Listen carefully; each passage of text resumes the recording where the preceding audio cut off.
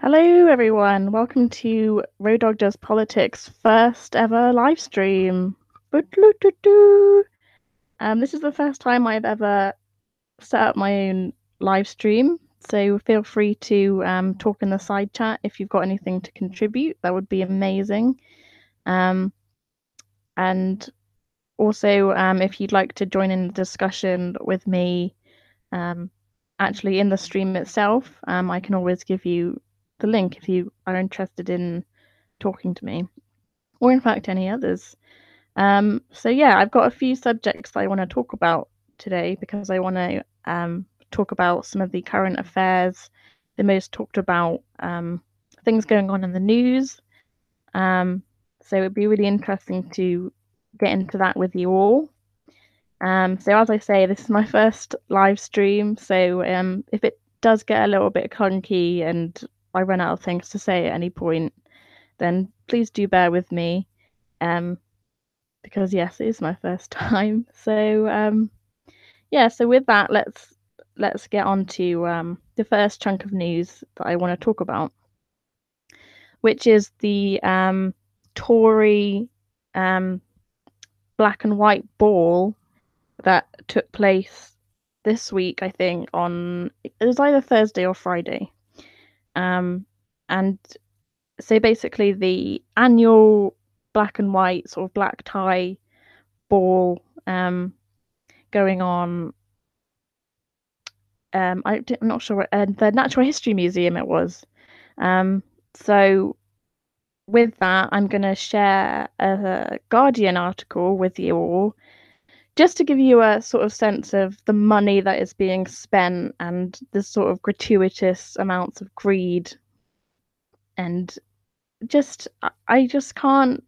I mean, the disparity between wealth in this country is already at possibly an all-time high, and here we have a Conservative Party that is just spending tens of thousands of pounds on really frilly stuff, like Tory donors attending this party, that just are paying so much money for. I could just as easily go spend a tenner for a meal at a restaurant, and so yeah, that's what I find really gratuitous. So I'm gonna be sharing a screen with you now from The Guardian. So just bear with me whilst I do that. As I said, if this does get clunky up at times, then I do apologise. So, whoops, Corridor of Doom. So here's the article. Black and white ball Tory donor pays £55,000 to spend day with PM. Conservative backers mingle with ministers at fundraiser at National History Museum.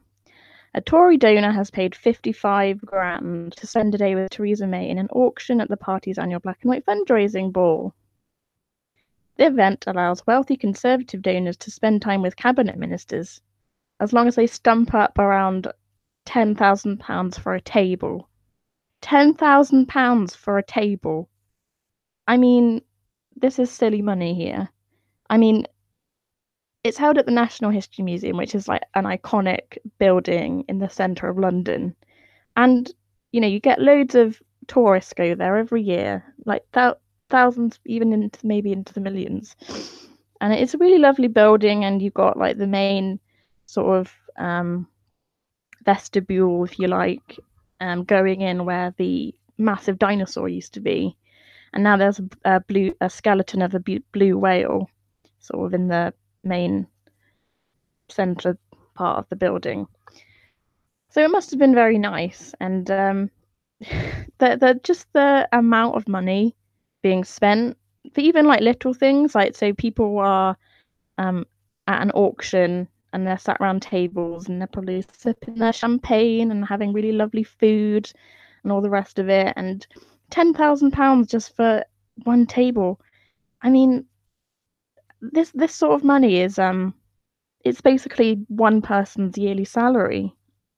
So I think that it's just obscene, the amount of money that gets spent at these sorts of dinners, and it's not even, they're not trying to even be secret about it. They're just, it's very out there and just quite blatant. So I think that's a thing that really irritates me. That, I mean, you've got homeless people probably not even a mile down the street, and you've got this sort of wealth.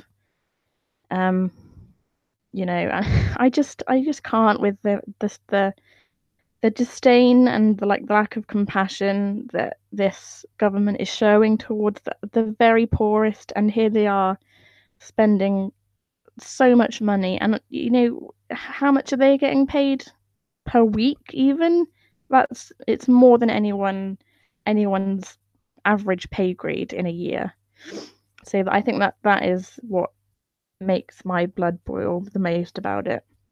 So let's continue. As well as the Prime Minister, senior ministers who attended the ball on Wednesday night at the National History Museum in South Kensington included the Foreign Secretary Boris Johnson, of course, the Chancellor Philip Hammond, and the Home Secretary Amber Rudd. Jacob Rees-Mogg, who recently topped a Conservative home poll who should be the next party leader. That's funny. I wonder if that actually will happen. Jacob Rees-Mogg being the next Tory party leader and the next PM. Wow, that's a scary thought.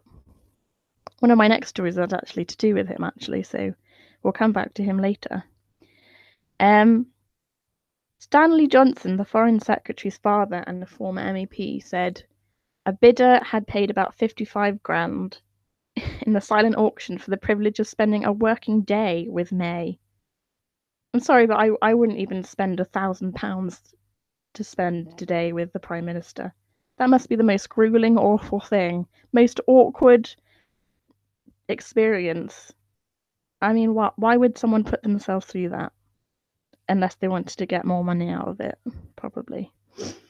Other auction lots included a dinner at a restaurant hosted by Stanley Johnson and the Made in Chelsea star, who appeared together on the ITV reality show I'm a Celebrity, which went for £15,000. Johnson described the evening as a wonderful event and said he thought the Prime Minister's speech about the benefits of Brexit was very good. And there you go. There's a picture of all the very lovely dressed people. So let's carry on. Another auction lot was a chance to walk in the footsteps of Churchill by having dinner with the Defence Secretary in the Churchill War Rooms, which reportedly went for £30,000. £30,000! Oh my god. To have dinner with Gavin Williamson. Oh my life, in the Churchill. I mean, I don't know what the rest of you think about that, but that is just obscene money. Obscene money. That is, I mean, someone who is averagely well paid, someone who's got a good job, is paid that in a year. In a whole year. And it's just, I can't get my head around the amount of money that, I mean, maybe it's me being naive and just being from a sort of relatively sort of lower middle class background, but I just can't get my head around it. A bidder is understood to have paid £12,500 for a home cooked dinner with the Environment Secretary Michael Gove and his wife, Sarah Vine. Sarah Vine actually works for the Daily Mail and is a columnist for the Daily Mail, so if you like that sort of thing. Dinner in Edinburgh with Ruth Davidson, the Scottish Conservative leader, attracted bids of more than 15 grand. Okay. While lunch with Liam Fox, the International Trade Secretary, proved somewhat less alluring, with bids around the £2,000 mark. So no one really felt like they wanted to go and do that with Liam Fox as much as they wanted to go and have dinner with Gavin Williamson. That's fairly amusing. Guests dined on a starter of cured sea trout, followed by slow-cooked blade of beef with kale and mushrooms. The evening's entertainment was provided by the community-run Chicken Shed Theatre Group. Oh, how lovely. How absolutely lovely. and there's Gavin Williamson. So yeah, that's my first article. Bearing in mind, yes, it is a Guardian article, so it probably will be slightly biased, and like sort of left wing styley. So yeah, that's the first thing I wanted to talk about really is just how obscenely greedy, and I don't know, it's just like the amount of money and the amount of wealth these Tory people have, and their donors and the people that represent them. And it's I noticed actually a tweet from Angela Rayner on obviously Twitter the other day. I think this ball was held on Thursday evening, and she tweeted on Friday, I believe, saying, "I won't be taking lessons from any Tories on compassion. In a morning, they turn up to vote in Parliament for confiscation of free school meals from children who come from poorer families. Then at night, pay to sit at £15,000 a head tables, raising mega cash from their rich donors." I think she's absolutely right. I mean, it's all very well standing in the Commons and being a social justice warrior, saying that you care about, people from poorer backgrounds who are really struggling with their finances and can't afford food for their children and just are properly really in the shit pretty much. And um yeah, it's just I really can't. And then they go off to um a black tie event and just spend so much money, and I I can't. I don't know really what to say about it really, because I'm sure it's not just for the people in the Tory party and the people who sort of back them. I'm sure there's people across Parliament in, say, you've got UKIP as well, and then you've got. I'm sure it's not just limited to the Tory party. I'm sure there are some people in Labour who are a little bit of miscreant activity. Um, so I don't know, what do you reckon to it? Do you think that they're entitled to go and do what they want, or do you think that it is sort of quite not offensive, but it's just sort of throwing wealth in the faces of the poorest people, who just, I feel sorry for those people, because like the Tory party, people vote for the Tory party a lot, obviously, and they just don't get, they just don't care. Like they they don't care about poor people basically, and they make out like they do. So, we can put more money into social welfare and we'll make sure that children get school meals. They've cut school meals, and they've cut the spending budgets for schools all over the country, and teachers are having to go out of their way, out of their own pockets, to pay for equipment and resources such as textbooks and glue sticks. And nurses are having to go to food banks, and there's more homeless people on the streets than there ever have been. Since 2010, I think the amount of homeless people has pretty much doubled, if not more so. And the fact that you have the Tories splashing out all their cash on fancy black tie events like this, it's just gratuitous. It's embarrassing. And why? Why does I'm not actually even sure. Is this money going to charity, or is it just for the donors? I don't know, but yeah, I just think that it's not a good image, and it really shows the Tory party to be.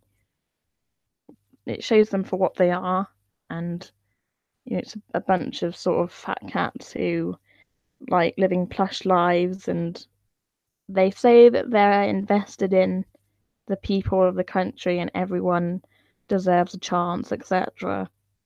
But really, they're all just the same, and um, they don't really care too much about the people at the bottom end of the ladder. As far as they're concerned, they've climbed up the ladder and have pulled it up, so other people can't also climb up it.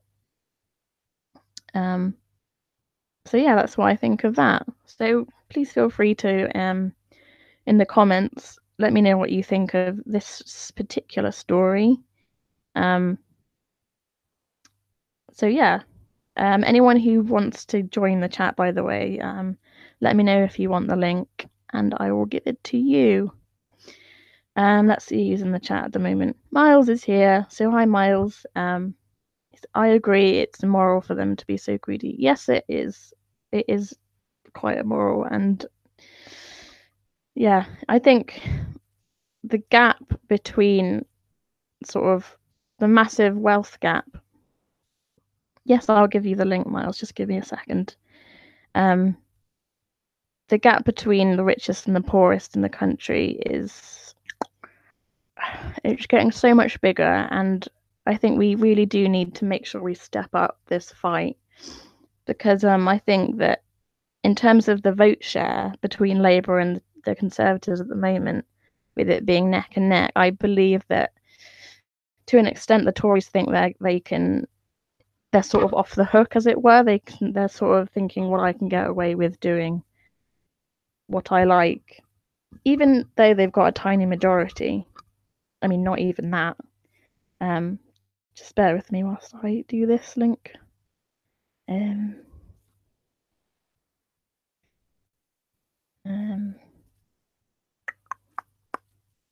think that's done it. Oop. Okay, see if that works. And I'll also throw the YouTube link out onto Twitter as well if anyone wants to join the side chat as well. So just give me a second, guys. I'll be right with you.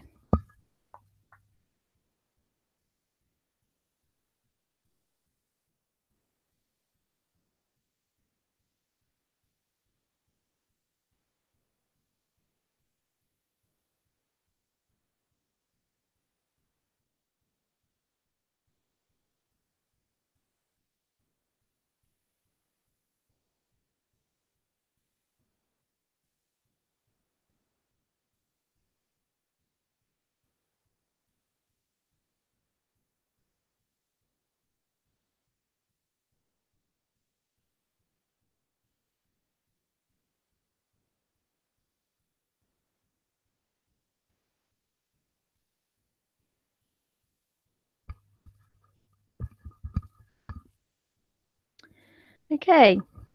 So that tweet has now been successfully sent out for people if they want to join.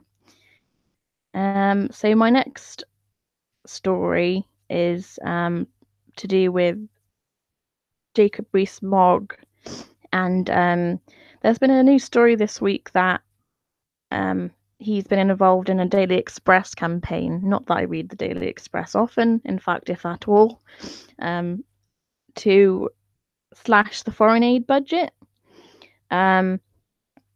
So let's take a look.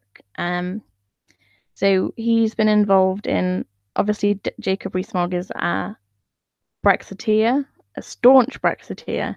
So time to slash foreign aid bill. MP Jacob Rees-Mogg joins 100,000 Daily Express readers to say, basically saying we should dramatically lower the foreign aid budget.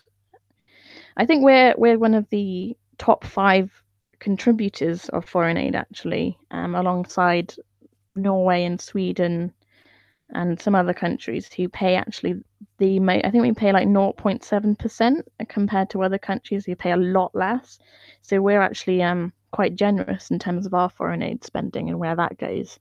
And I think it's something that we can be proud of as a country because, as I say, we're one of the top contributors who send the most foreign aid and do our best where we can to help other countries, sort of lower economically developed countries. So most of those countries in Africa and say like Puerto Rico and Syria and like war-torn countries, to, set up like refugee camps and sort of doctors and like sort of field hospitals and sort of things like that,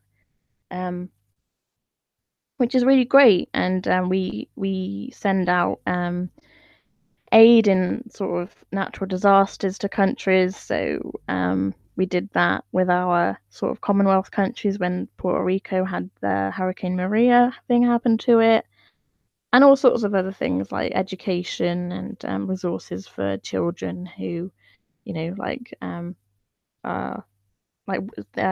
water as well. Water aid is a good reason. So yeah, and so back to the Express. I'll share my screen actually, for you guys.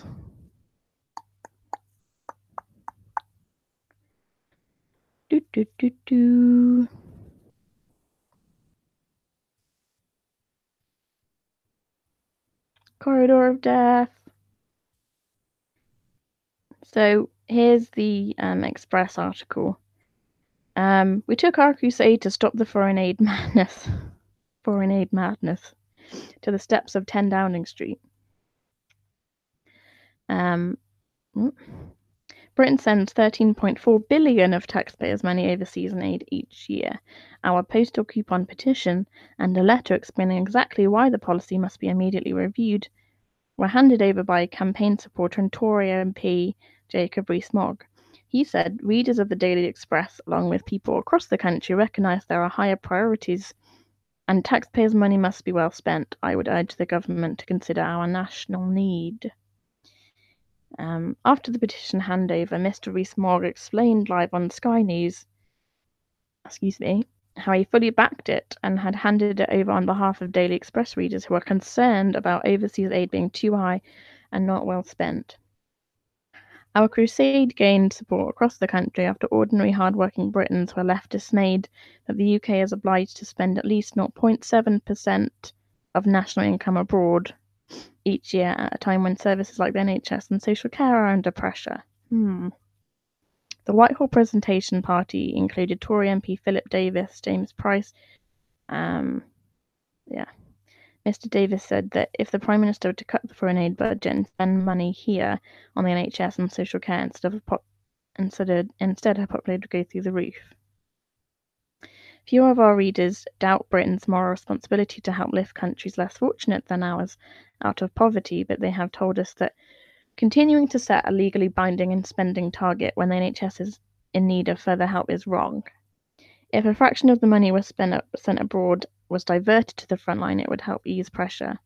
Analysis showed that if just a tenth of Britain's annual spend went to the NHS, it would fund 3 million stays in a hospital bed of 11 million visits to A&E.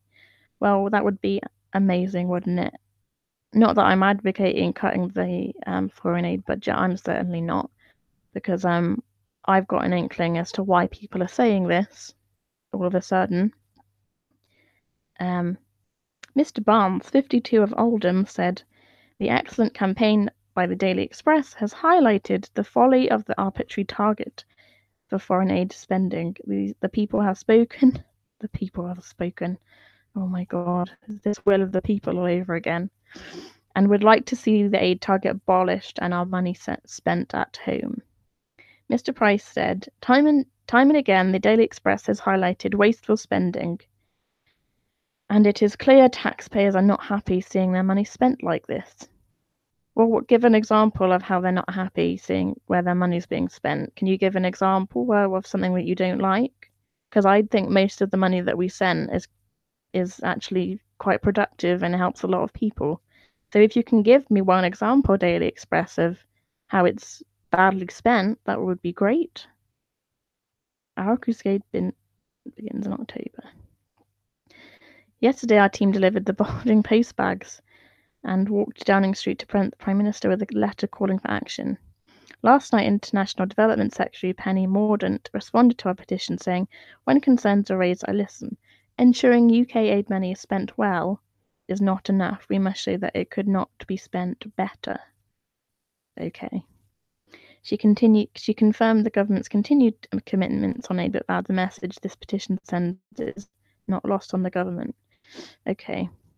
And then that's where it stops. It doesn't really give an example of how people aren't happy with where it's going, which is typical of the Daily Express, really, isn't it? No facts, just random points about how people are unhappy with things without actually supporting their argument. Typical. Anyway, so I think the reason why people would like the foreign aid budget to be cut is that they're not seeing investment in their local area, and public services have been slashed, and the government gives reasons that, oh, we can't invest in public services because we don't have enough money, there's no magic money tree, etc. But I think it's just a massive lie. It's just people are just being misled and taken down the garden path, and just like this is the reason why we can't afford to put money into the NHS and put money into schools, put money into leisure centres, etc. Because we simply just don't have the money to do it, and we have to continue to cut and pull back because we're trying to reduce the deficit and all of this. And so people just respond by saying, well, why can't we slash the deficit and the foreign aid budget instead? And I'm telling you like that, even if we did cut the foreign aid budget, not only would it be extremely detrimental and we'd look terrible for doing it, like other countries across the world would, probably tell us off and say, why the hell are you cutting your foreign aid budget when it goes really far in helping really less well off countries who are in dire need of support. So we'd get a pretty besmirched reputation for doing that if we did it. Say if we slashed it by half, we'd look pretty bad, wouldn't we? So I think that it would be a bad idea, and also I think people who go along with this idea that we should cut the foreign aid budget, it will get us nowhere, because even if we did that, the government would not use that money to invest in our public services, because they're not interested in funding the things that we want to fund. They're just not. I mean, just look at the NHS as an example. The NHS, as we've heard, is in absolutely dire need of more funding and a long-term plan for it to go forward so it can actually be sustainable in the future. So it needs more staff, more resources, more equipment. But it's just being starved of all that funding, and the government just they make the excuse that yes, we are giving it more money and we're going to give it like a short-term amount of money and it should be fine, and we understand that people are struggling.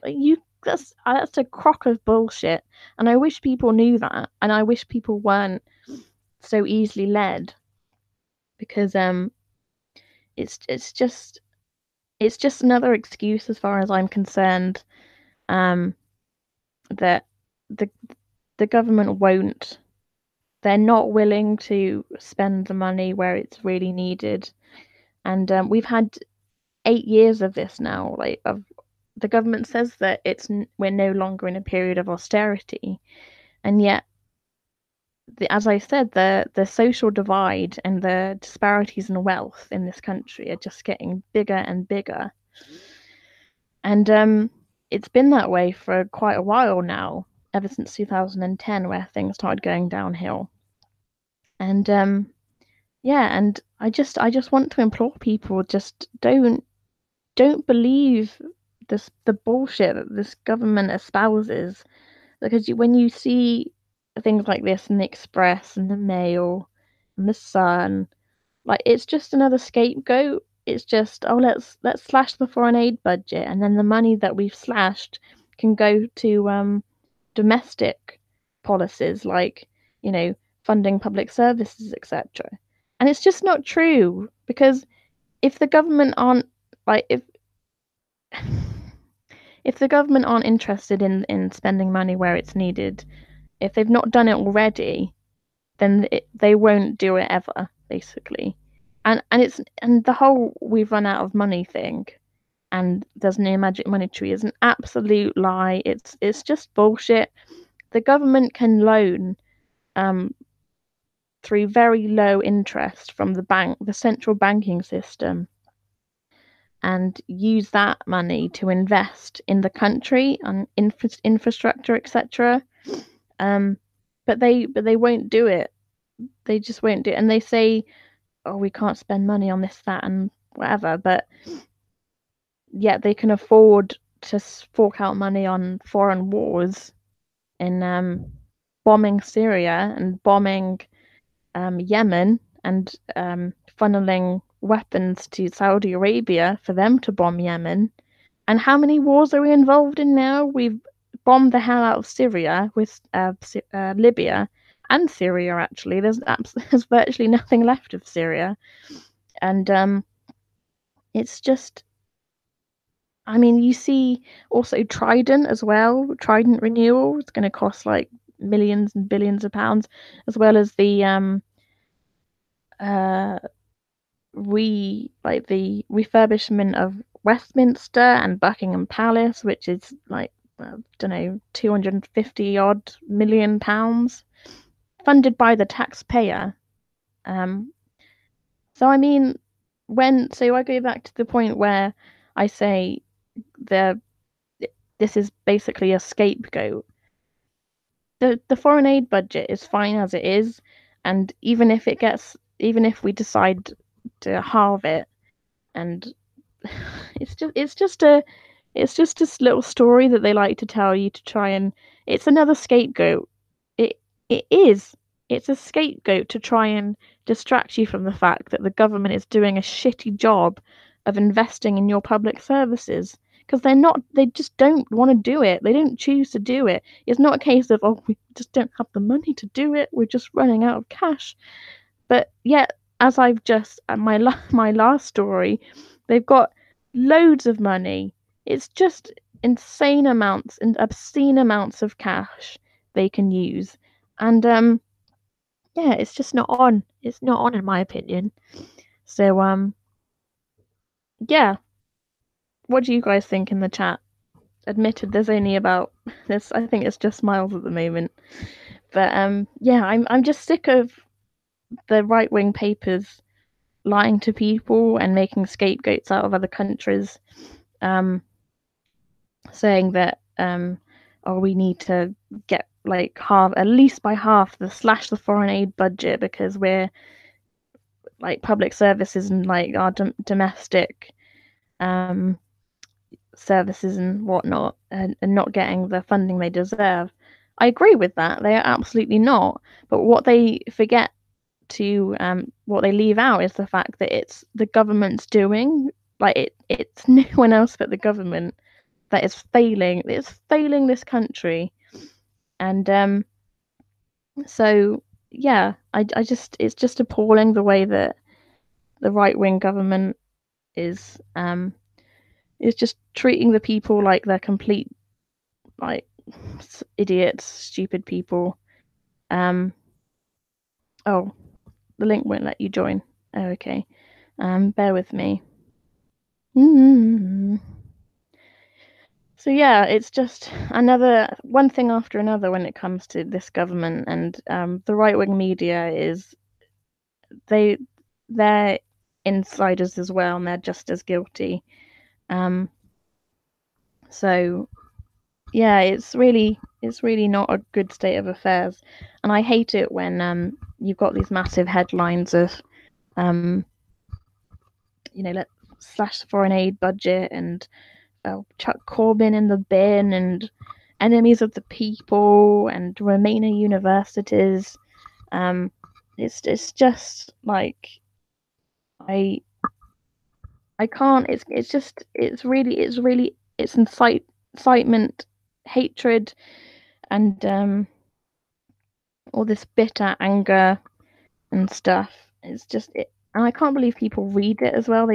I see people in the shops and they pick up the Daily Mail and as if they're like super interested in it, and I just, God, I can't. So sorry guys, I'm trying to send an invite to Miles, but dee dee dee dee. Oh yes, it definitely is. Murdoch and Dacre, so like Daily Mail and the Sun are absolutely pro government, and even Blair when he was in power was got into bed with Murdoch when he had to. Um, let's be honest, like the press pretty much dictate to the government what they can and can't do. They even have members of staff from these newspapers actually inside the government, inside Downing Street, as sort of government staff members, sort of like PR and press people, sort of on their right hand side, sort of whispering in their ear, telling them what the things. People like Nick Timothy, who was during the Brexit campaign and afterwards with Theresa May, sort of telling her what to do. So there's a sign of right wing influence. So it's poisonous. It really is. So so Miles, if you could tweet me or message me, and then I will give you the Hangout link via Twitter and see if that works. So yeah. But yeah, I hate the right wing media. I think it spouts so much poison and bitterness, and it pretty much tells people what to think, and it narrates the public discourse and public sort of the sense of what people want and stuff, and it takes advantage of people's fears and scapegoats migrants and tells them that like they're the devil and they should get sent back home. Oh, it's terrible. It really is. So yeah. On to my next story then. In that case, how long have we been going now?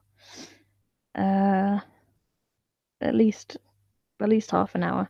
I'll see if I can make this last for about an hour, but see if anyone else joins. But yeah, so the next story I have is Brexit. As ever, it's an ongoing discussion. I'm sure everyone is really fed up of talking about it now, but good God, I'm so fed up of talking about and hearing about Brexit. So yeah, I've brought up another Guardian article, which goes on about Barnier and David Davis, wage war of words over Brexit transition claims. EU chief negotiator and UK Brexit secretary at odds over transition period demands. Okay, so let's bring this up then.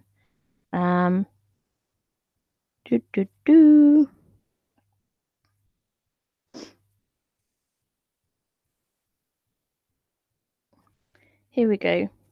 So as ever, we're pretty much in a stalemate sort of quagmire situation, as we've been in for possibly the last 19 months or so. And we're still at a situation where the UK is saying what they want, whatever that is. I don't think many people actually know what they want. I think that basically the consensus is that the Tory party want to have their cake and eat it, which I don't think you can do. Because it's sort of like I want to be in and out at the same time, which the entitled attitude of some of our representatives is just like beyond belief. So the UK's Brexit Secretary David Davis has engaged in a war of words with the EU's chief negotiator Michel Barnier. over the latter's claims that unacceptable British demand had thrown into doubt an agreement on a transition period. So I don't know if you've heard of this. Basically, both the Labour Party and the Conservatives, both, as far as I'm aware, want to stay in the customs union and single market during the transition period after we've left the EU. So just as acts as a sort of bolster for businesses and corporations who might be worried about what will happen after we leave in March 2019, whether it will cause some economic downturn or they might lose money or whatever it might be, and they are understandably concerned about the ramifications of what will happen if we suddenly just pull out.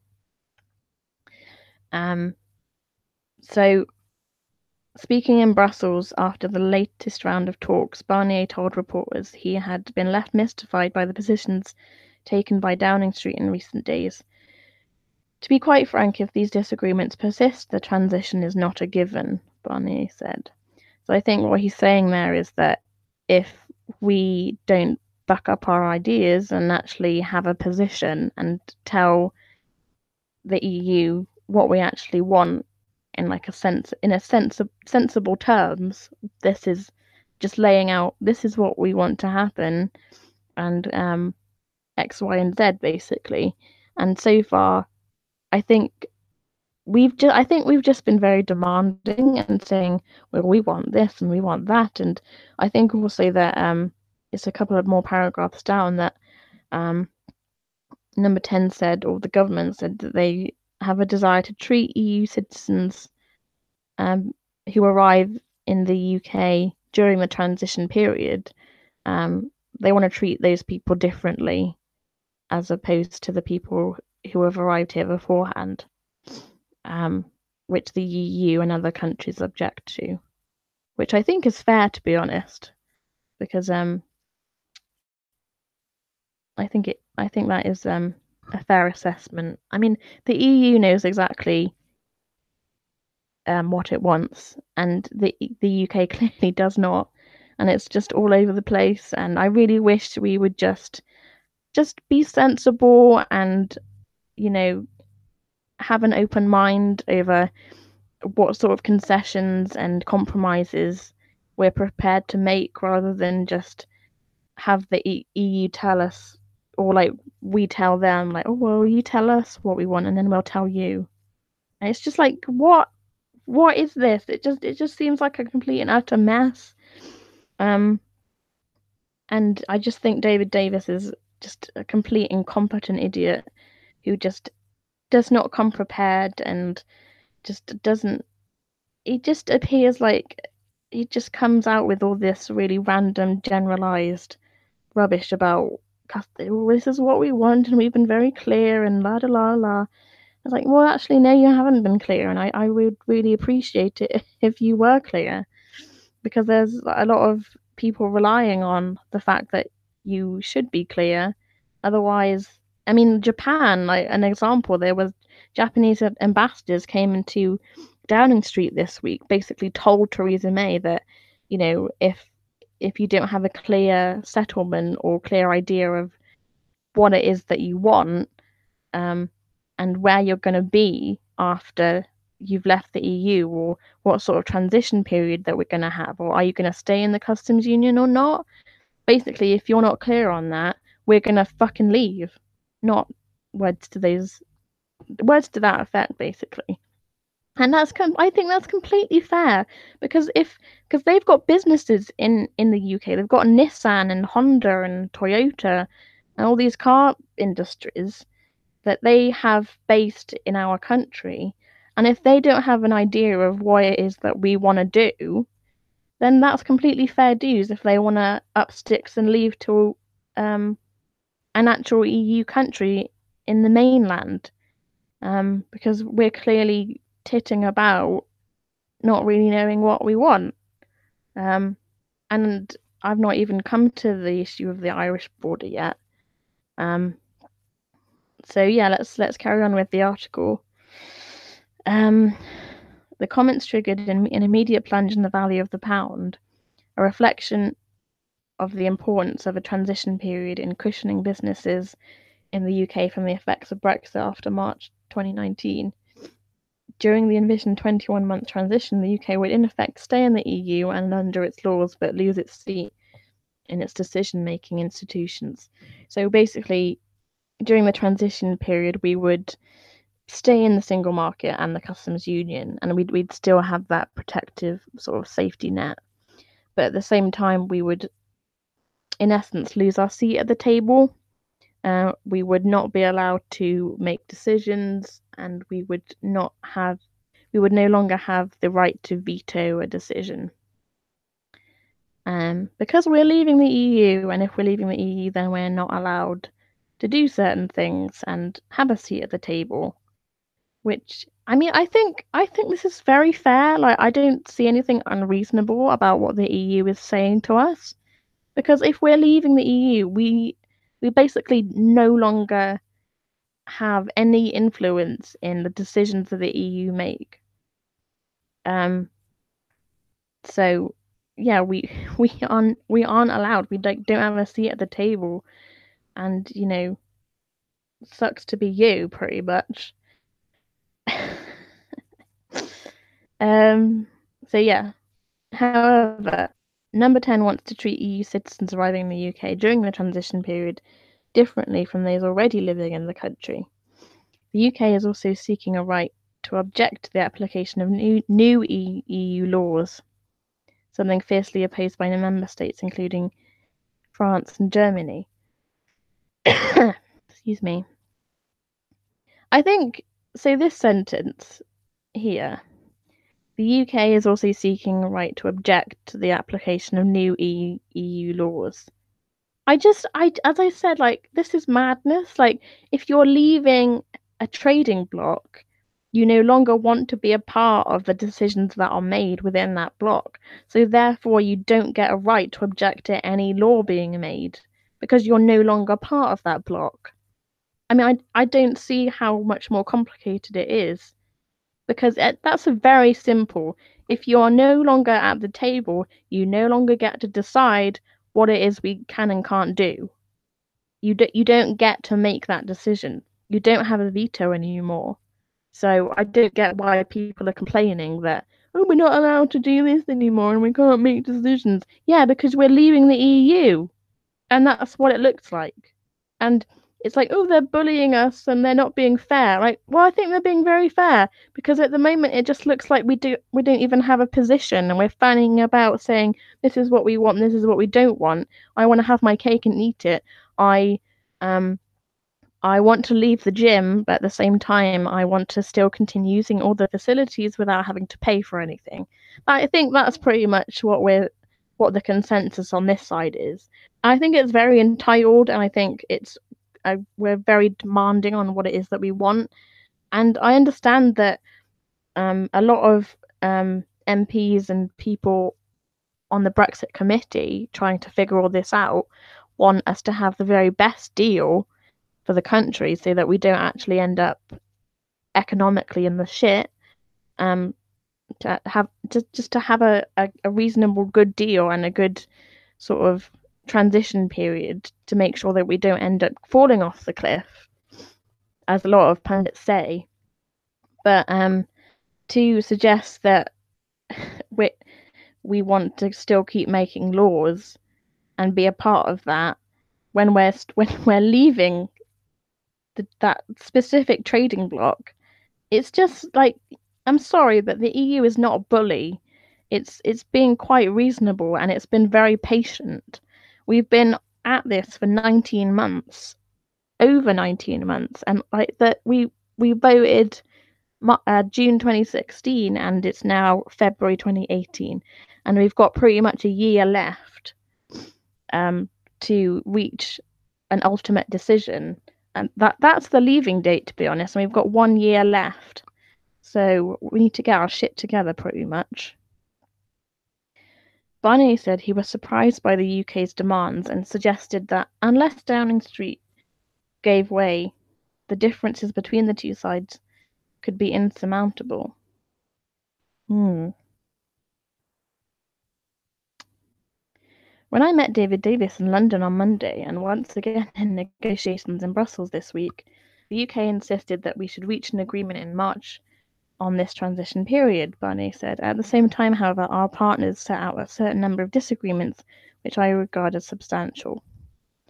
I don't understand some of the positions of the UK. I am surprised by these disagreements. The positions of the EU are very logical. If these disagreements persist, there will undoubtedly be a problem. Exactly. Get our shit together, UK. Jesus.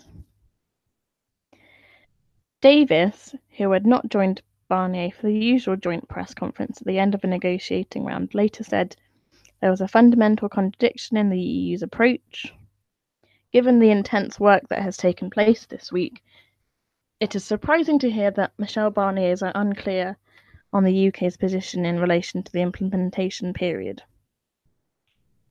The Brexit Secretary acknowledged that for any such period to work, both sides will need to wait to resolve disputes in the unlikely event that they occur, but there's a fundamental contradiction in the approach the Commission is taking. With reference to a clause in the EU's terms for the transition period allowing Brussels to sanction the UK for infringing EU law, Davis added, today they acknowledge that a way to resolve disputes and infringements is needed. Yet at the same time they dismiss the UK's push for reasonable safeguards to ensure our interests are protected. It is not possible to have it both ways. Exactly. You can't have your cake and eat it. The shadow Brexit Secretary Keir Starmer described Barnier's comments as a wake-up call. Oh, gosh. So, I mean,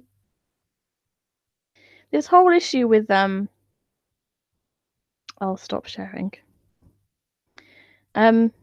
This whole issue with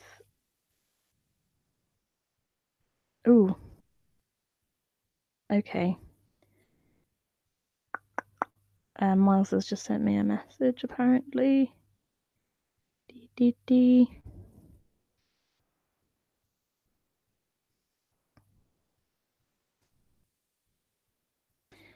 Just bear with me, folks.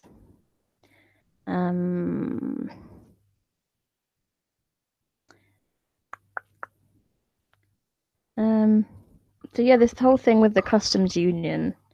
I don't know if people saw the Daily Politics this week, where you had Greg Hands talking to Andrew Neil and another Labour person who clearly had no idea what they were talking about whether or not they wanted to sustain regulatory alignment and stay in the customs union and the single market during the transition period. It was the most awkward thing I've ever seen. And yeah, I've just sent you a link, Miles, so see if that works via Twitter. The most awkward interview I've ever seen, and Greg Hand, who is the Minister for, I don't know, international trade or something, just could not answer a question about whether he wanted to stay in the customs union or whether during the transition period. And it was just so like he just refused point blank, like, oh well, we haven't decided yet to like it's still part of the negotiation and just a load of bollocks. And it was the funniest thing because one of those events where Andrew Neil just had to keep pushing and pushing and pushing, and he just got times, I think. Oh, hello there, Miles. Sorry to interrupt, but yeah, I think it was like at least 10 to 13 times he had to say, what is your position? You're not actually telling me where you stand. Yeah, you're just telling me where. Exactly. And it was the most awkward thing. And the whole I can't remember her name, the Labour lady that was sat next to him. But I think they sort of semi had a position where they said, the Labour Party have said we're gonna stay in the single market and customs union, during the transition period, which is after Brexit Yeah, happens. she was And basically trying to undermine the current Labour, the current Labour position, which is a bit not so. It's not really even unambiguous. Everybody knows that Labour wants a softer version of Brexit. It's just they're just trying to act like Labour don't have a clue. When, like I said, did you get the Labour Future email yesterday about how's Brexit going? no. I got it on Facebook, and it asked me a series of like 21 questions on how it's going, which way I voted, which way I'd vote again, and stuff. I did it. It was sponsored by Labour Future, so oh wow, feel that's free. interesting. It's apparently it's out there for everybody to participate in, so you should definitely too. Okay, I'll take a look at that when I can. If you haven't liked Labour Future, I think it is, then give them a like. Or check out the page, and it might even have the questionnaire on it. But basically, everyone in the UK is going to who participates can have their voice heard there. So I thought, why not give it a shot? Okay, well I'll check that out when I can. But anyway, the whole issue with the customs union, and I don't know, and I don't understand what. I mean, I was listening to Radio 4 a bit earlier, and Stephen Kinnock was on saying that basically criticizing some people's perspectives on Brexit and their ability to stay in the customs union, single market, and whatever. It's like I don't understand people's like magical thinking where they think, oh, I'll get a unicorn delivered to my house the day after Brexit and everything will be great. Yeah, and it's just I can't. People seem to, I like keep saying, like, people on the Brexit side think we can have our cake and eat it, so we can stay in the single market and stay in the customs union, when people forget, like, we've got an Irish border it's not between. Exactly stay in, it's keep access to. I reckon the Tories want to keep access to the single market. Staying in the single market is kind of off the table unless they're willing to concede things that they're not really willing to concede. Which, well, it's sort of a half in, half out situation, isn't it? Where it's sort of like, well, and it's sort of almost, it's sort of like admitting that they sort of know that it's going to cause damage if we leave completely. So they say, well, we want to stay in a customs union and a single market. It's like, that's what you're saying is rubbish. Like, what other single market? Have you got it set up? What's the body going to be called? Who's he going to be made out of? They're staying so vague on all of these that, like I said, it only raises my suspicion that they're not doing it right in the first place. Like I said, they could have already set up this body and said the body's made. For example, on the Labour side, they would have said, "Oh, it's made out of Keir Starmer, Emily Thornberry, and one other," and those three people are going to be in charge of hiring the rest of the people who are then going to do the job. But she hasn't. Theresa May hasn't even said that. She hasn't given it. She hasn't said anyone's going to take any responsibility or culpability or anything. But yeah, like I said, she continually just throws the will of the people and getting on with the job in the way. Oh dear. It's like I said, those are just sound bites as far as I'm concerned. They are just the will of the people is subject to change, and there's no substance. Know the will of the people, because the will of the people wanted, justice for Grenfell. The will of the people wanted the Leveson 2 inquiry to continue and stuff like that. But like I said, she's continually voted against the same will of the people that she's talking about to me when I look at her voting record. But yeah, none of it really gets mentioned. No, and I think because I think Anna Soubry is an MP that I quite like, and she's a Tory MP, and she's consistently stood up in Parliament and criticised her own government and what they're doing in terms of basically us. I mean, I hate to use the same old sort of slogans, but kind of committing nearly like some suicide thing. Yeah, really. We want to leave. Like I said, that they're contradicting themselves right off the bat. You can't say you want to leave your single biggest trading partner and then have an active say in the policy that exactly, and that's what I've just read out, saying that we still want to have influence over the decision making. We won't have any influence. We'll have a special partnership, but I don't think we'll have much influence, honestly, because those 27, 28 countries will do as they see fit. Yeah. And by extension, we won't. If we're following the ECJ, then yeah, we're gonna have to be subject to some of those laws too. Yeah, I think that's completely reasonable. And I think I don't know if it's just me being biased as a Remainer, but the whole the image that the EU is being painted as, oh, they're just a bunch of bullies and they're telling us what to do and stuff. They know exactly what they want and they're sticking by it and they're serving the interests of their 27 countries. And that's what we should be doing, except we're titting about, not really knowing what we want to do. Well, like I said, it's not a real we. It's the Conservatives don't know what they want to do, really. Yeah. And by extension, the DUP as well, because it's the Conservatives and the DUP that are at the forefront here, speaking on our behalves, and that's the problem. We've got the fundamentalists and the party of stripping workers' rights dealing with it. Yeah, exactly. Like I said, the same party that never gave us the weekend and never gave us maternity pay and never gave a lot of things is now telling us that it's going to give us prosperity. Like I said, it's a trap. Well, who's this prosperity going to go to then? It's going to go to. It's going to go to the same people we're always to, the top 10%ers and to the market. And like I said, we know how the redistribution works. It doesn't work very well at all. So yeah, it's just absurd. And so what was I going to say? Apparently there's a group of hardline Brexiteers in Parliament. I think there's a group of about 30 odd of them who are the extreme Brexit people who are trying to push for a really hard Brexit.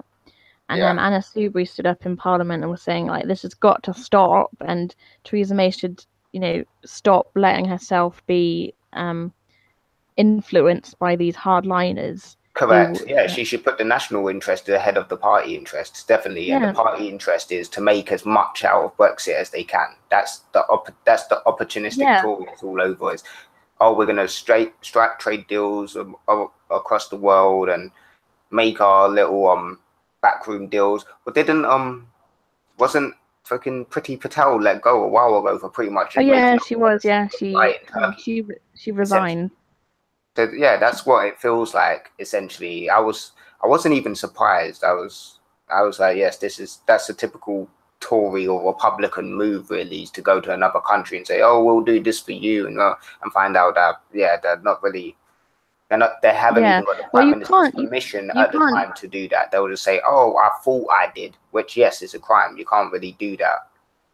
No, well, you can't do that essentially, but it's frowned upon. It's against the ministerial code to fly off without anyone's have a meeting really. That is undocumented and everything else, especially if the Prime Minister doesn't know about it and doesn't say, don't document this. At least. Well, after you can't really go off and start making trade deals before you've even left the EU, because technically we're still inside the EU, so the only trade deals that we can sort of make are also with the EU. Correct. You know what I mean? Like I said, realistically, yes, we can't jeopardize breaching our current rules and also making ourselves look like bad business partners, because at the same time it would then probably result in us getting a worse deal than we could possibly get. Yeah, exactly. I personally think the EU have treated us quite fairly, not very fairly, but at least quite fairly. They listened to us. They haven't forced a second referendum down our throats yet. And they're coming to the table to talk. They haven't done, with Spain and Catalonia and said, oh, it's not our business to get involved, and or we're not going to get so involved. They're here and they're at the table. They're willing to talk. They're not sending over people that don't represent them well and stuff like that. That wasn't even my fear, but when they're sending over their chief negotiators, it shows me they're doing business well. And when we're sending Theresa May, it's just, like I said again, it's just not really. It's not really reflective of the last election where she lost power and people said, well, we don't really trust her specifically to follow Brexit through, really. No, I think that's why she lost her mandate. Correct. Yeah, she lost her mandate directly because people feared it. Well, had the same fears that I did, that she wasn't going to do the job properly anyway. There's better people to do the job, i.e., Jeremy Corbyn, and it's going to come at a cost of some parts of. We're going to have to give our sovereignty over to the authoritarians in order to secure it. Like I said, I'd rather give it to the more democratic side of. Yeah. So personally, like I said, I'm with giving it to Labour. Not really to the Tories, because it's not unknown that they've used executive laws and executive power in the past to be able to get away with things that we find, like, what's the word, unconscionable, like like not solving the housing crisis and not solving the homelessness crisis and the underfunding of the NHS.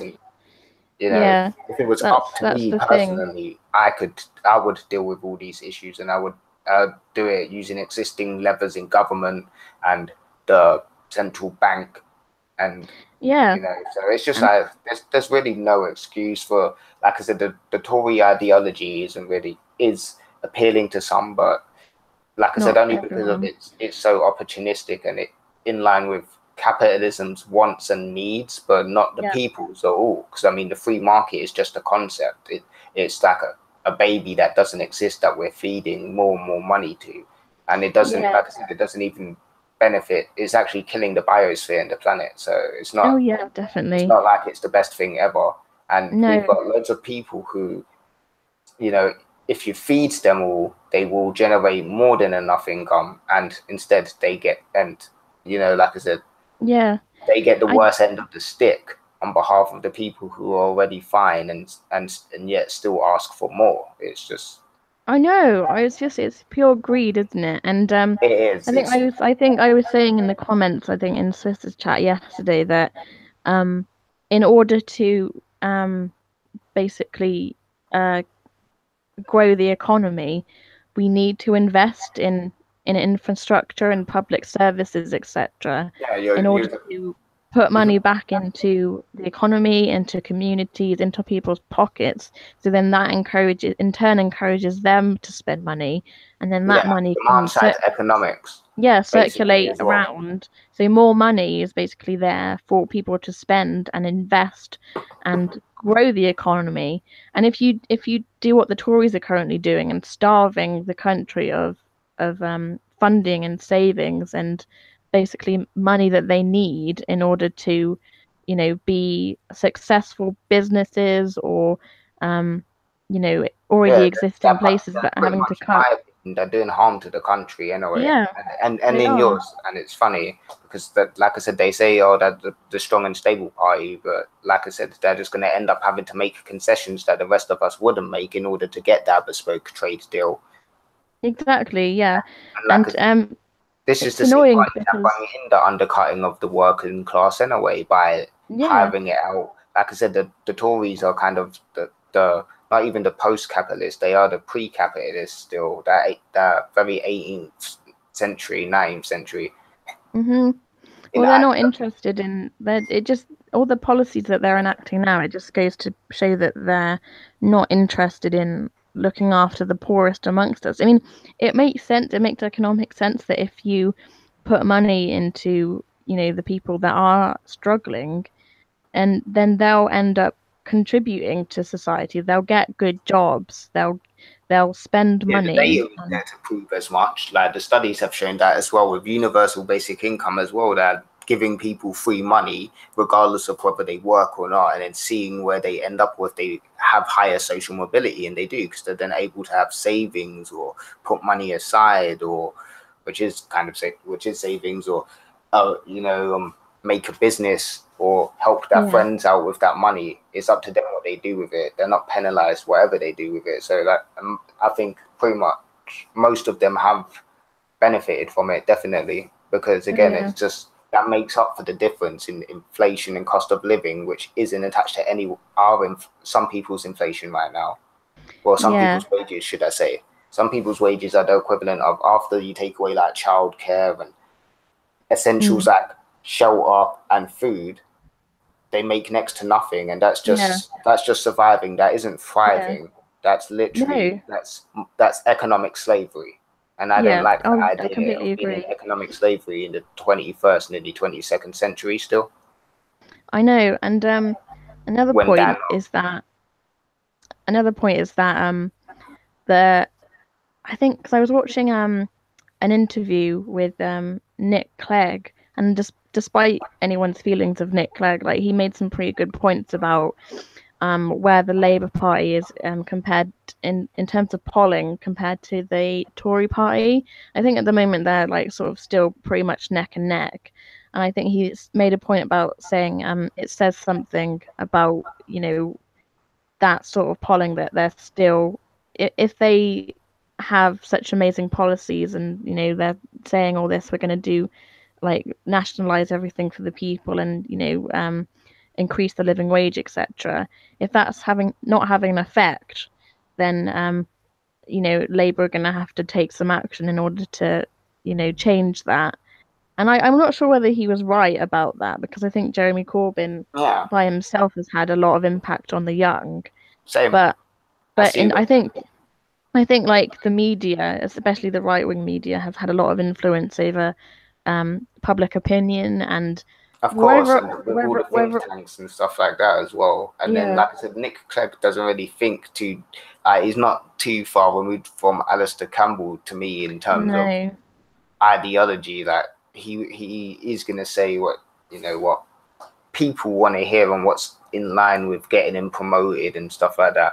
Realistically. Yeah. Well, he is a Lib Dem, isn't he? And his like I said, at the same time, I think it was a bit misleading, to say the least, because I think the whole, I think the fact that they said Labour was going to be wiped out and people in Labour already suspected that and they didn't get that result is a result in itself that they should remember, because like I said, they haven't seen this much of a gain in the vote share since like the 1970s, I believe, somewhere in there. I don't know which specific part of the 70s, but so that's quite significant as well, because now we're pretty much stronger than Blair's Labour, but again, the establishment isn't on our side this time, so that's the difference. No, and as I said, I think Tony Blair's awesome and blah blah blah blah, but now that Jeremy Corbyn's here and is a socialist, they're not on board, because they knew Tony Blair was essentially a neoliberal, and like I said, most people, public opinion wants to send Tony Blair to The Hague, but it's his special privilege basically, and I'm sure some people high up in government that stop Tony Blair from facing justice for misleading the public and bringing us into a war with Iraq. Which, like I said, these type of things, they do cause blowback. They're the reason why we have a foreign aid budget, because we're like, sorry, we killed you for no reason. Have some money and have some infrastructure and rebuild your lives. And some guy goes, let's take that away and say that we've never done anything wrong again. It's just like that's a really good point, actually. We're making up for our colonial past when we're using our foreign aid budget, and like I said, we're still making mistakes even now that, again, other countries in the Commonwealth, like the Commonwealth, for instance, have to suffer with. Like, we could give them all a referendum on that independence after Brexit, but nobody's talking about that. Exactly. About we can trade with, and since they have a Commonwealth, we can tell them what to do, kind of, rather than say let's give them their freedom to decide and then ask them to help us out too. Let's give them all basically that independence from us and let them have their devolved sovereign powers and then ask them to make a trade deal with us. Yeah. I mean, that's a really good much better policy for the Tories, because at least it would seem to have like some humanity in it, or some like common good. We're gonna see if they want that independence, give it to them, and then ask them for a trade deal. At least, with the countries that we have that have our Commonwealth status, because realistically, we don't. If we're talking about slashing the foreign aid budget and everything, we're not really going to be helping them out for long. When it's not even public opinion, it's just like a giant misconception that it is definitely. It's touted like it's like everybody feels that way genuinely, and I don't. But again, that's just a very British attitude to have, and then a very American attitude to have, is that the average Joe that comes on and says, let's cut this for those people because I kind of need it, and it's just stupid. Because again, with today's taxation, we've already got the money. We've got the means. Yeah. We do have the means, and it's so frustrating when these sort of headlines get put up especially by people like Jacob Rees-Mogg and people who they're just taking advantage of people's desperation, in my opinion. Because I mean, of course, the Tories aren't, even if we slash the foreign budget to make up for our own, like put it back into our domestic, whatever public services, the NHS, whatever you want to put money into, they're not going to do it. Like the money's just going to disappear somewhere else, and we're not going to see it. And that's the reality. And some people think that if we do cut the foreign aid budget, then we're definitely going to receive some of the benefits from that. Like, I'm sorry, but you're not. They're thinking of demand side economics, where again where Labour say £10 national living wage, and you'll actually get a pay rise. And like I said, and even then, that's barely fair. Like accounting for inflation, if it was to stay in line, if wages were to stay in line with worker productivity, then realistically we'd have a higher than £10 national living wage. Realistically, but again, we're not. The people's representation isn't that good that we can lobby for higher wages and be successable. Well, no, because that's why right now the national living wage is actually below a living wage, because it's not calculated based on CPI. It's calculated based on RPI, which again is different. But I think part of that is to do with the fact that in the 70s and 80s, I think, during Thatcher, she basically got rid of all the unions, so it prevented workers from collectivizing and making their voice heard, saying we want to get paid more. And then she basically put a stop to that, saying, well, you can't have a voice and you can't get paid more. She outlawed new unions from being created, basically, and then that means that the existing ones have to do all they can to stay alive, like RMT and everything else, because once they break up, they can't reform. Yeah, exactly. So, put them in a very difficult position. I agree, and it's just that, again, but some people will go, oh well, we've got RMT and these few unions, so it's working. No, it's not. They got decimated. They lost the war, really. And every time they do kick up a bit of a fuss and get something, right-wing papers write a huge load of articles about them, about train drivers getting angry that they get paid more than that. Well, lucky them. They got to keep their trade union. Why? Because they didn't vote Tory, probably. Yeah, exactly. So again, it's a lot to do. It's a lot to do with right-wing media pushing a lot of public opinion, and the same goes for the smears against Tory. I don't think it's quite 2/3 of people that don't vote, but I do think it's quite a high number, and if those people don't get involved, then they won't make a difference, and it's not anyone else's fault but their own, realistically. But no, I think everyone should make an effort to vote.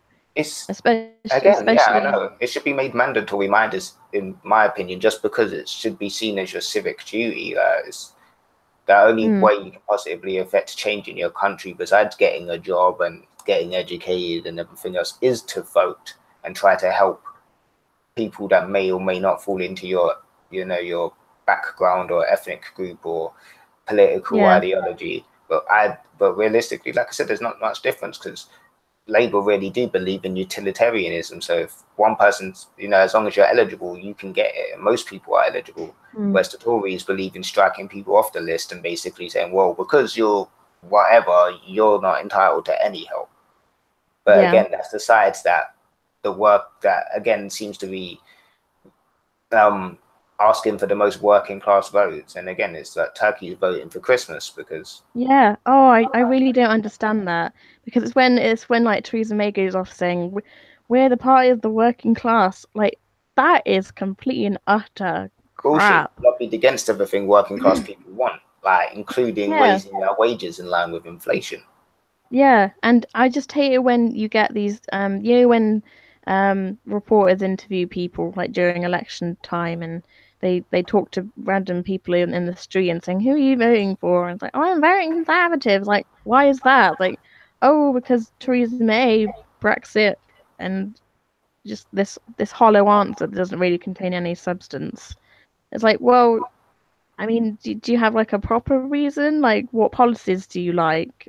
And considering that the Tory party last time there was an election didn't really have any, not that I can think of any good policies other than in the recent budget, didn't Philip Hammond say he was announcing a rail card for like 27 to 35-year-olds or something?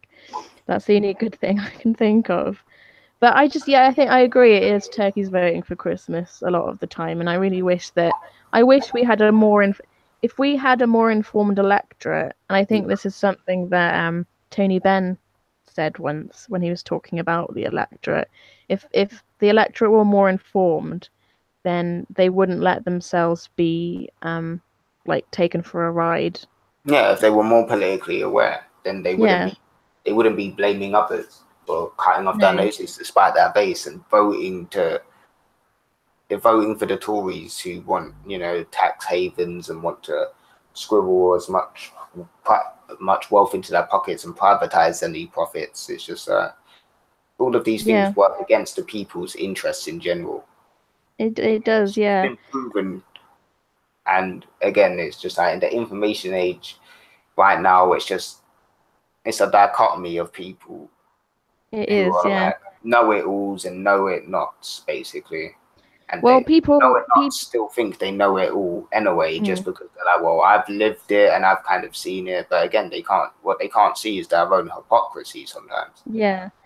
People not very hard to go and cross-reference what box they fall into and then figure out that box is the box they want to get out of. But many people are just like, no, I'm perfectly fine where I am. Yeah, but, it's true. Like I said, I struggle to relate to someone who's like I said, more to the right of me, but I can.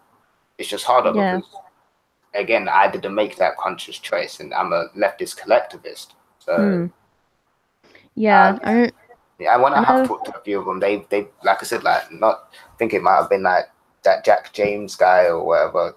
They just, like I said, sometimes they just say things that are just, like I said, there's already been concurrent like studies that have proven that people on the right are more prone to share fake news and stuff like that, because again, it's just that's just the way it is. And if I knowingly knew something was false or misleading, I'd feel a bit guilty. They feel a bit less guilty because they profit from it directly and they're like opportunistic and capitalist. So so could I be, but again, it's just that when you blow that up on a huge scale, it's no surprise that the public don't know so much and their electorate are so intentionally dumb. Yeah, well, that's the thing, isn't it? With the whole people who've not everyone. I hate generalizing and sort of making sweeping statements, but some people who vote Brexit, some of them have come out now and said, well, actually, I sort of regret my vote because I didn't realize X, Y, and Z would happen. I didn't really know about the customs union and etc. And other people, they're just because that as well. Currently affected right now because there's always been a nursing shortage in this country, and they exacerbated it when they dropped the bursary, and now more nurses have left. Yeah, but then there's another side of it where some Brexiters who just stay, they like to just keep digging their little hole, and they don't admit that they possibly made a mistake. And even when they're called out and like their argument is sort of made to look a bit redundant, they still like stay where they are and they don't want to move, and they'll still keep repeating these lines over and over.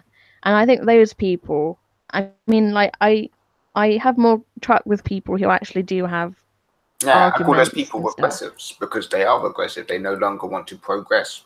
That's the whole point. In order to continue with a debate or prosper, you need to be able to move. They're not willing to move cognitively. That's my whole point, is that cognitive dissonance, what they're doing. So I'm just like, if you're not willing to move at all and mature as a person and become socially slightly more liberal or more honest, then like I said, then it's no good talking to you for a length of time, because I'm just sooner or later anyway, I'm gonna find out most of what you said is bullshit because of that. Well, I think I remember one interview that I heard, I think because James O'Brien on LBC does a lot of these. It sounds nice. Yeah, James O'Brien, he does so much that stuff, but really, and he's kind of not anti-Jeremy Corbyn, but it seems to come off that way because he's already said, you know, well, he doesn't complain about Theresa May, yet he wouldn't necessarily vote and doesn't advocate that people vote for Jeremy Corbyn, and that's his bias evident right there. Well, he's quite critical, isn't he? He's very quite critical and analytical as well. So if he can see that 1 + 1 = 2, he's already pretty much said to me that the only reason why he doesn't vote Labour is because they don't pay him, essentially, which I'm sure, like I said, the Conservatives and people probably do donate quite a bit of money towards his radio show and his fan base, like I said. But yeah, so on his show, he always keeps going on about Brexit, and I think people get really annoyed that he keeps going on about it. But so he was talking to someone, and he was asking them, like, okay, he was like a Brexit person, and he asked them, like, why did you vote Brexit, and like why, what laws are you looking forward to not having anymore? Yeah, I remember that one. And he said, well, I think he spoke to quite a few people who he asked that same question, and the guy, he couldn't really think of anything other than sovereignty. And James O'Brien immediately put that one to bed, saying, well, we already have sovereignty of our own parliament, and like we can already make our own laws. Like, oh well, and like the EU, like bullying us, etc. Like, but okay, so you wanted to, like, what laws specifically are you wanting to not have anymore? Are you looking forward to looking to us? The only thing that he could on the right wing side, really, and in the interests of the people. Realistically, it's in the interest of the markets and the authoritarians, and again, people will be able to barter and trade, but with what? With services and goods. But who? Again, not the people. But like I said, I like the idea of remaining in the EU, but the way it's going as an institution with the EU army and stuff like that, and the amount of bureaucracy in there. Personally, I think we could do with being out in the same way that Jeremy Corbyn and Yanis and other people decided, we could be out, but it's better to reform it. I agree. It is better to reform it. However, if it's not willing to reform as much, or like I said, if we got a bad result, which we did, we got leave, I voted remained, and I reckon we should just leave, but make the most of it. We could always rejoin later. Another point, and hopefully keeping our currency will still be on the table, or we'll be fine with common consensus. We'll all agree to drop it, and it won't be so much of a problem anymore losing the pound sterling. But that's not realistically. And again, no, it's not now. But I think that But even like I said, if Labour, if it was more on the left, then it was more, and people jobs and services were kind of protected, I would be more happy for Brexit, because like I said, it could deliver that sovereignty if it's given to Parliament, but not if it's given to a particular party, really. But that's the problem. The Tories as a party are going to give Parliament much of a say on anything, and they've tried to do that again and again and again. They voted against many things that the public have wanted. So I'd rather give it to Labour, who would then give it to Parliament, who would then give it to the people. Yeah. You know, rather than give it to the party of executive authoritarian decision making and platitudes. We're sorry, just like that Carillion guy. I'm sorry that I screwed up, but I'm keeping my bonus and stuff like that. It just makes that's like Jeremy Hunt and NHS, him apologising for why nurses are struggling. I'm sorry. A year of his pay as compensation. Yeah, exactly.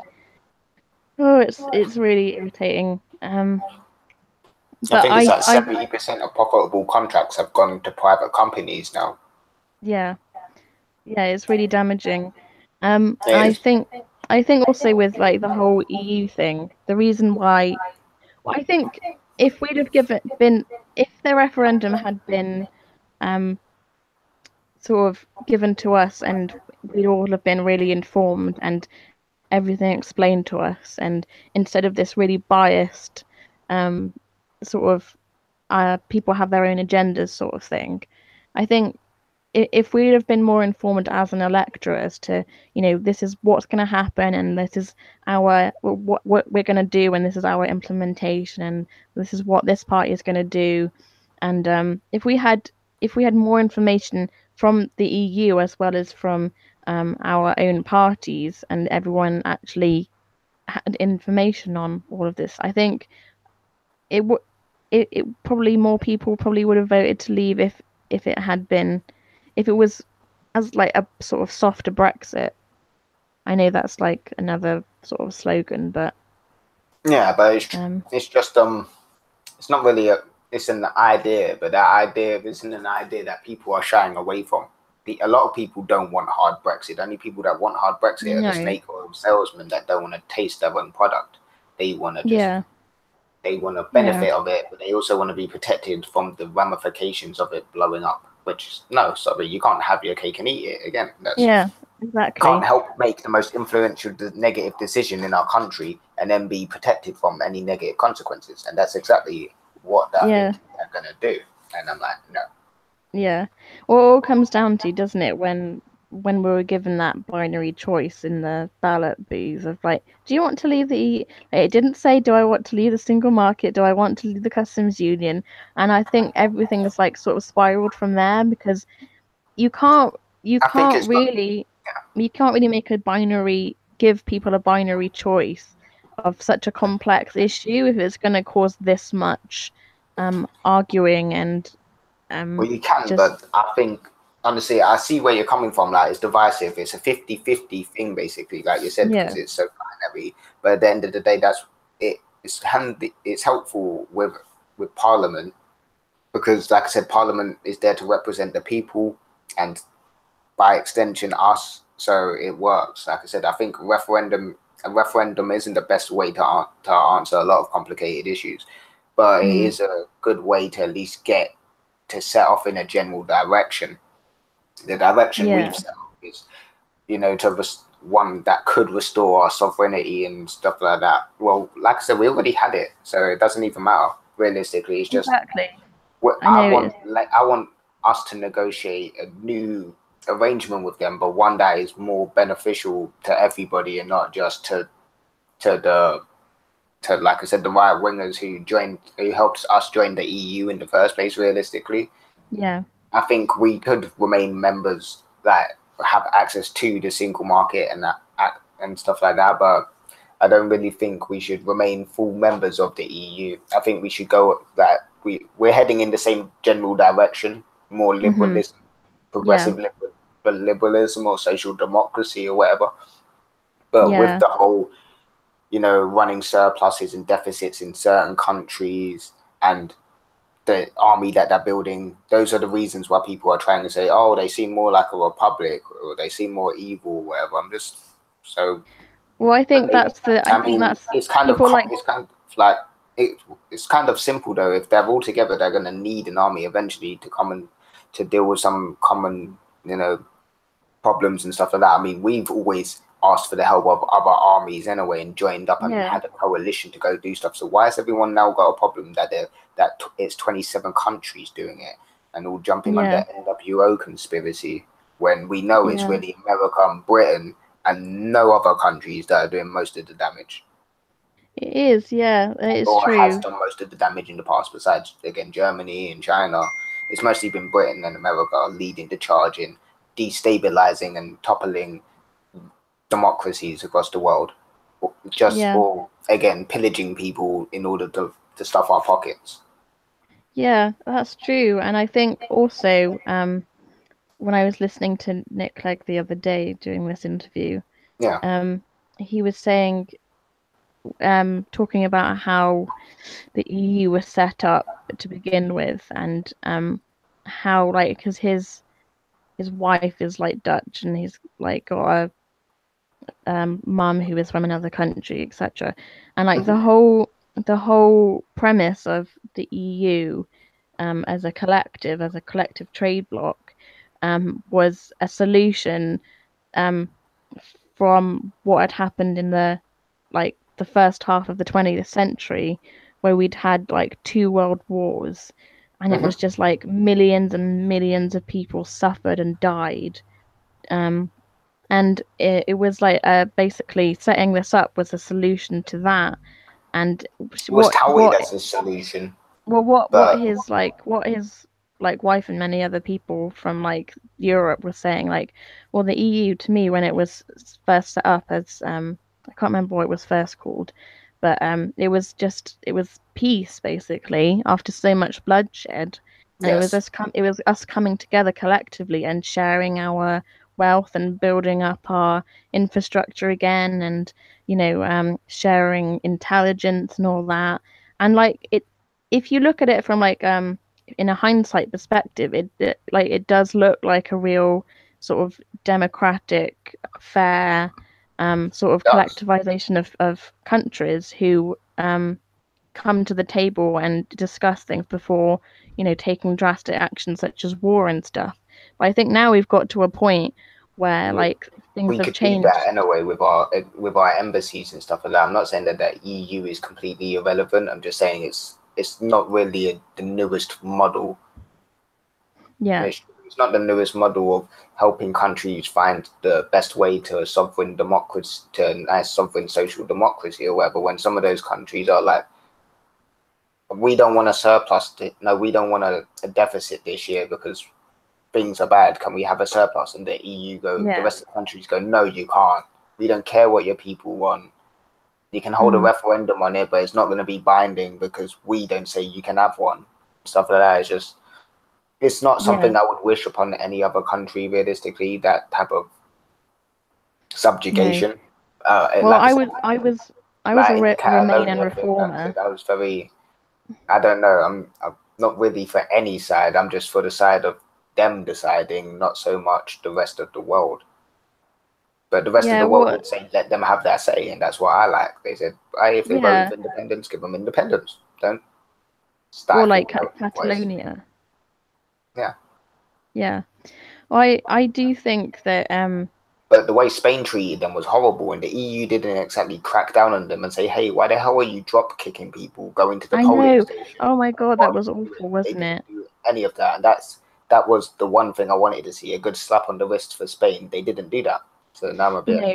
Well, I've always said like the EU is not perfect and it's got its flaws. It's like the way that it treated Greece and basically said that you're going to have austerity now, and your your finances and your economy is going to basically crash, and we're going to punish you for some reason. And the result of that has been the Syriza government growing, which is the one that was opposing all those decisions. So again, it's proof that what they didn't help a load of people out so much, because now people are voting against the opposite or voting against them.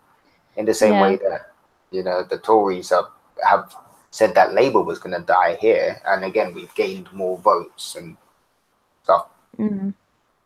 I think being progressive is the way forward. And I think no matter what you think of the EU, like I think I'm of the belief that if we want to change anything and try and push forward progressive values and try and make the world a better place, we need to be part of that collective as opposed to being outside of it. Yeah, I think I think it's just like I said, how close we can, or how we define part. We don't need to be in the EU to remain in Europe and help the EU at all, because again, we're a large profitable country, the seventh richest nation now, and where there's a lot of vital financial services done here, some of which have now started moving since Brexit. Well, but that's basically all we explore, isn't it? Financial services. Yeah, isn't it? And that's mostly what the deal hasn't dealt with right now is financial services, because freedom of movement and people, applies to people and the goods, really, not money. Well, yeah, I think the whole freedom of movement that the EU has been espousing, I think that one of the big reasons why people voted against that, I think it's more to do with corporations and big businesses taking advantage of migrant workers and undercutting their wages. They're blaming Coca-Cola for employing people in Brazil and not coming back here in England and employing people, basically, to an extent. It feels like it's true that whereas Coca-Cola would come back here and give me a job bottling Coca-Cola, making Coca-Cola bottles if in a factory getting well paid, if only they weren't in Brazil. But like I said, even in Brazil, it's a shanty town right next door. They don't do anything to help those people, and they pay them minimum wage. Oh no, because they can get away with it, can't they? Yes, and they can get away with it over there because they don't have good representation or laws, and it's not progressive. So again, it's just well, it's just globalization, just wanting to take advantage of people who are desperate. At the end of the day, if people want to get paid at least, well, not even a minimum wage, just like money for nothing. Not going to come back really as a corporation because it's more profitable for them to stay in places like Latin America and Africa and stuff like that. Yeah, because if they came back here, they'd pay too much. So again, it's like they want to. It's fine, like I said that, but they can't really say that nationalist when they go and do a move like that, because again, they're not employing many people in England, and if they did, it's probably just at the head office and stuff like that. They still let people go as and when there, and they still don't build the shanty towns up or do anything there. So like I said, if they were doing good, it would be better, but of course it's not they're not incentivized to think that way, so they don't. No. Well, because it's all about like capitalist greed and that, isn't it? And like when they were building the Olympic Stadium in Rio in Brazil, they were making a point of, well, not making a point, it just turned up in the news that they were trying to like hide or like get rid of all like the shanty towns because they didn't want the poor people to be seen. Yeah, I was disgusted at that as well, but I'm not surprised that that was the general filter on the lens. Yeah. Because that's the airbrushing in the industry, isn't it? Like with the models and stuff like that. Just more important people are coming, or the prince and the princess are getting married, so hide the homeless. Yeah. Oh my god. Why? Yeah, I think on the surface. Oh yes, because more important people are coming, so we have to pretend like there's no problem and everything is fine. But that's like I said, the worst kind of idealism for me.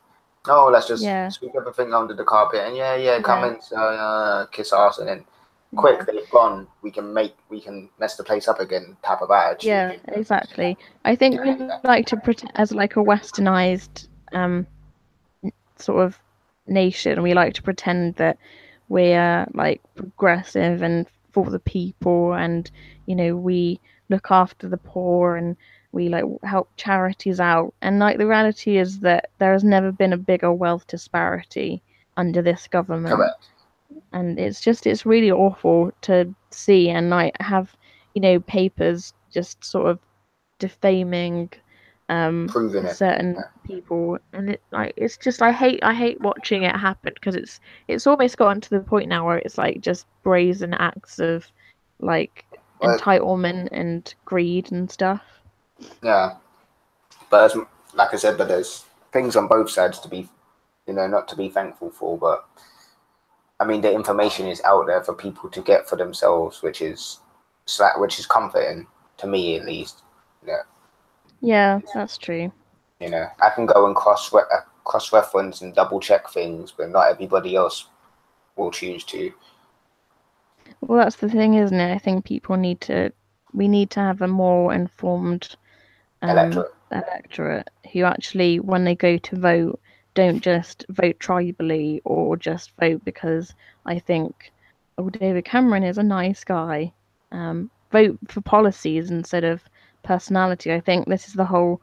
I think this is the whole like the was it cult of personality, where you've got like people like Trump and like Jacob Rees-Mogg, and to an extent like Jeremy Corbyn as well, except he's on the left, where people are like just espousing all this like oh, he sounds really intelligent and he tells it like it is, and like he's for Brexit and he's gonna give back all the jobs. Like, well, has he given proof of that? Has he actually gonna find money for that? Where did he say he's gonna fund it from? and like there's absolutely no substance, and just people see like politicians and they're just caricatures, and people are attracted to that. One or the other, a dictatorship or a democracy. Yeah. But honestly, like I said, it's difficult to wrap my head around it, but at the same time, with the vast amounts of money and influence that the media have from blackmailing people high up in government, I'm not surprised that they're again now. They're in a higher position than most people. Like I said, and the media is kind of nearly in bed with the government. Well, yeah, they're almost running it, aren't they? Mostly, like I said, it's not. I don't have a problem with them being pro-government. I just have a problem with them being corrupt. Corrupt, yes, pretty much corrupt. To the extent where if they find out something that the government's done and it makes them seem not pro-government, they're not going to air it or not going to give it as much attention, and that's bias. That's no. Me, so, or like, I think it's getting annoying now to the point where if it's true, it should be given coverage. That's how I feel about it. Yeah, well, people in parliament who stand up and try and give their opinion, if it's against what the right-wing consensus or agenda is, or the government, where the government is leaning, they're considered to be traitors, and they'll be on the front page the day after, and they'll be like almost like wanted posters. Yeah, like look at these people who are like dissenters, and like that's not how our democracy works. It's true. That's how an oligarchy works, essentially. And the thing that I dislike most is when Jeremy Corbyn stands up at the dispatch box and mentions someone's story, and then straight after that, Theresa May's answer is everything is fine. No, it's not. He's just told you the story of somebody whose life is in, whose circumstances are dire, they're in distress, or they're not getting paid enough, and your answer is, well, that's my plan. It's disgusting. Well, I think Theresa May is more or less a puppet, isn't she? For the press, and then it's evident who's pulling the strings, and that's why we've got this problem now with some of the electorate being like, I don't know what's like. This is getting too divisive for me. I want to back out now, because they're going to have to pick a side. Realistically, are they siding with the puppeteer, or are they siding with the people? And that's the problem, is they don't want to be like, well, I have to dance and I have to do this, my song and dance to keep my job. Well, that's good for you, but you could also find another job. You could also, you could have another calling. You could, well, you could actually be sincere and like true to yourself, and like actually be concerned for what your constituents are saying, as well as saying like your own concerns, pretty much. And I also think, well, when Theresa May was put up for the job of Prime Minister, like she's not exactly a revolutionary figure, is she? Let's be honest. No, she wasn't really. They put her up there. They try to say she's a revolutionary figure, in they did few fluff pieces on her. Like, look, she's been a successful Home Secretary for so long, and I'm like, no, she hasn't. She's been constantly hounding the police and telling them that they're having cuts and deal with it and stop scaremongering and blah blah blah. And then she's been trying to deport some people who shouldn't even be deported in the first place, while burying some inquiries that shouldn't have been buried or lost. So she was an incompetent Home Secretary, really. If Emily Thornberry or Diane Abbott or anyone else had the amount of gaffes she has had, they would be gone. But because she's in the Tory party, they will there's pretty much no one else to take her place, really, other than Boris Johnson, who is just as bad, if not more. He is worse. Yeah. He's a worse Home Secretary, but no, he would be better Home Secretary than a Foreign Secretary. I'm sorry, I'd say that.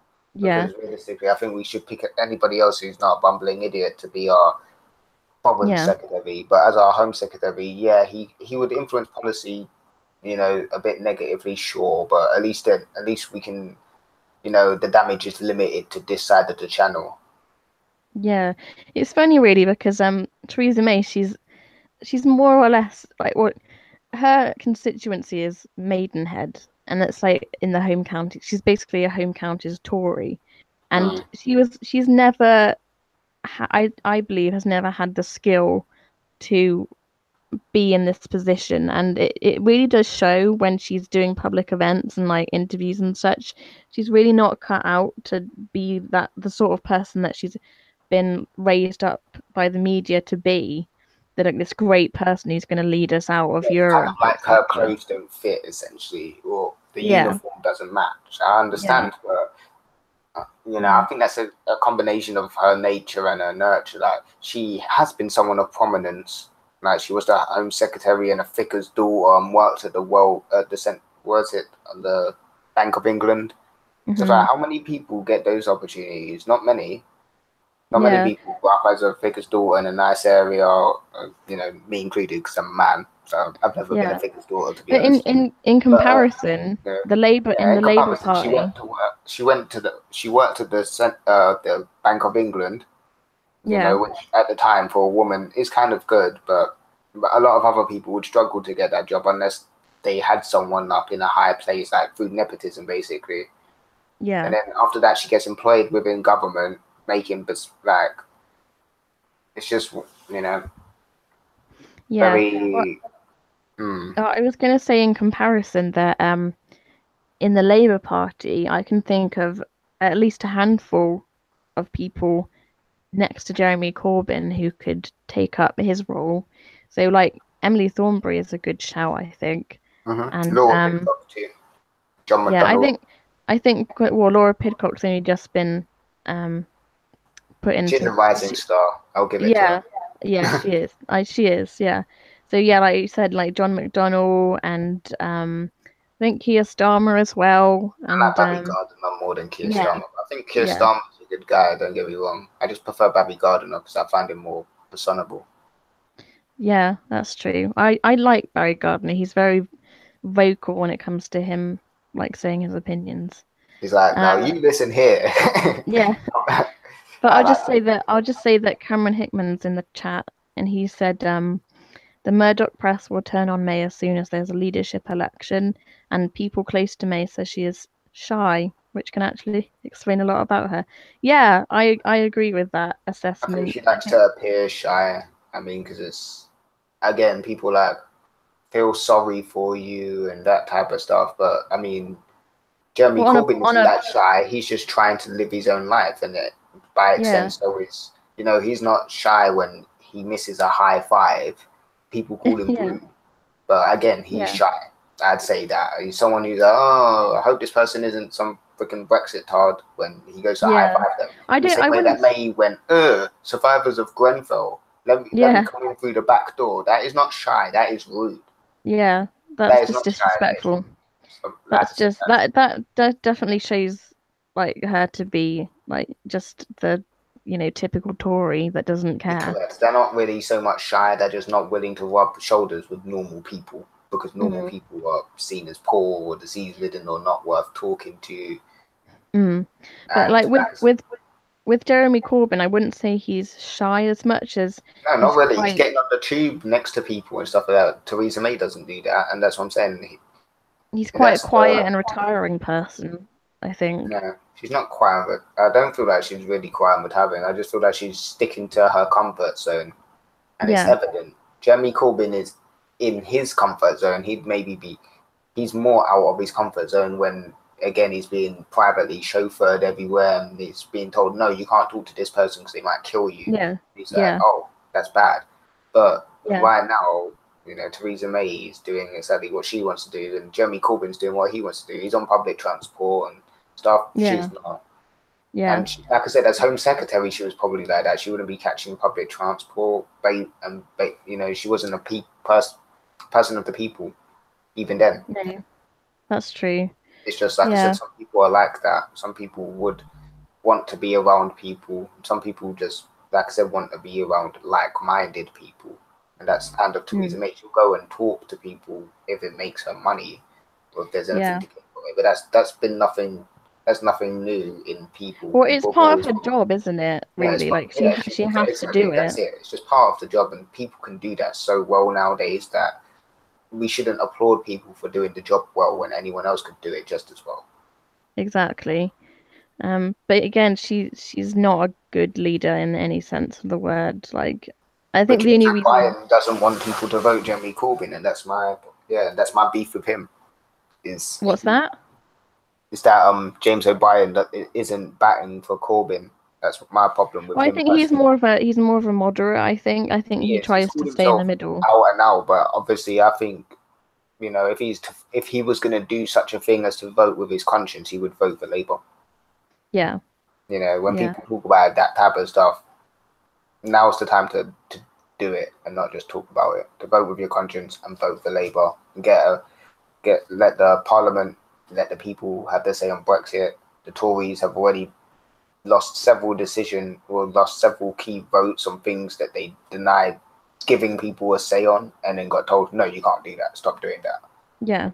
Stop being unconstitutional. Because you're not showing you're strong and stable when you're trying to tell people they can't oppose you. Yeah, exactly. But also, I think people's problem with Labour is that they keep getting told that, oh, Jeremy Corbyn, he's like an extreme communist, and if he gets into power, he'll ruin the economy, and he's not really. The pound will crash. He's a moderate social democrat, realistically. Yeah, I think in places like Norway and like in Scandinavia, Jeremy Corbyn's position would be like a moderate, nearly centrist. Yeah. So it's not at all anywhere near communism. It might, it's a social democrat pretty much, in that he's in favor of investing more money into public services, which I think is where it needs to go at the moment in light of what's going on. Consumerism or corporatism. Yeah. Corporate capitalism. So, like I said, there's no real difference to me. People are saying, oh, it doesn't have to be communism or corporatism. It can be democracy. We can have a better democracy, a direct democracy. But right now we don't have that. What we have is first past the post voting and a representational democracy. If we want to progress and get any further, what we need to go for is ranked choice voting with the Jefferson method or whatnot, and get rid of the kind of two-party system with first past the post, taking the Jefferson method and getting rid of first past the post. Like I said, renationalizing a load of things for the people. Yeah, all those things that make sense that Labour are saying, pretty much with people who have their ear to the ground to know this anyway. And like I said, Jeremy Corbyn's a socialist. He's not a communist. He's just a socialist. So, people keep banding around the word like communist and Marxist, and they do it just to fearmonger. And I think it's been quite effective in scaring a lot of people into not voting for Labour. Yeah, I said, yes, I think it's worked. It's true. It has worked. But then again, it's just that it's a war of words. When you say, oh, they're capitalists, they're like, well, they're hip and now they're capitalists, but here's a communist, and communists are bad. Look at the old days. It's just, like I said, it's just dumb, because he's not even a communist, he's socialist, and socialism or if you actually listen to what he's saying and read his manifesto and like have a look at his party and what they represent, it's actually really good for the country. And it's not going to crash the economy. The only reason why it's being made out to look terrible is because the elites and the establishment at the top aren't very happy about having to pay more taxes. Correct, and that's why they keep mentioning this run on the pound and capital flying and stuff like that. That's like, oh, look at you, you're making projections and scenarios for when the rich start trying to hide more money in offshore tax havens. That's what they're basically saying. And well, it's not going to be. It's not going to be terrible for the country. Richard Branson. That's basically what they're saying. Yeah, it is. When they make out that it's going to be terrible for the country, it's not going to be terrible for the country. It's going to be terrible for the richest people, richest 1%. Yeah. It'll be terrible for the monopolists. Yeah. Cameron Hitman in the chat says, "Do you think there could be another Labour leadership election? The moderates are trying to use Brexit to undermine Corbyn." I think it's possible, but I reckon Jeremy would win it again. I think like Chuck Armana and Keir Starmer would come close, but in the current climate, like I said, I see personally, I'll think it's a trap I think Jeremy Corbyn's done the right thing. This manifesto has been the most socialist manifesto I've ever seen since manifestos really nearly began in my lifetime.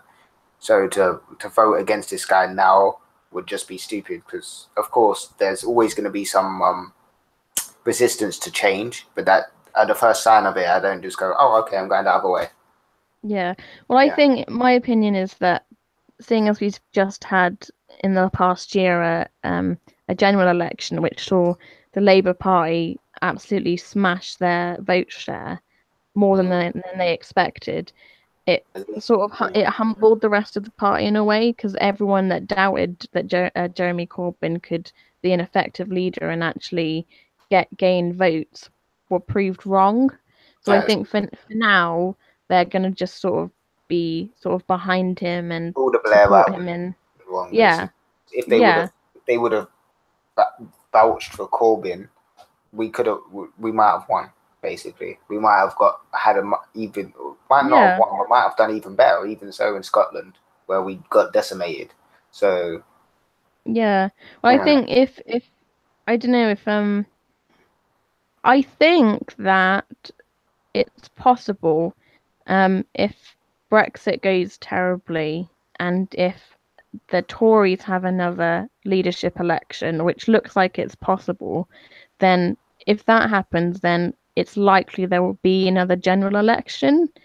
And in which case, I'm not sure if Jeremy Corbyn would, I mean, he probably will stand as leader again, but I think the left need to properly push really hard if they want to get at least some kind of majority. If not, I think they already have a majority of kinds. They have a majority where they shouldn't,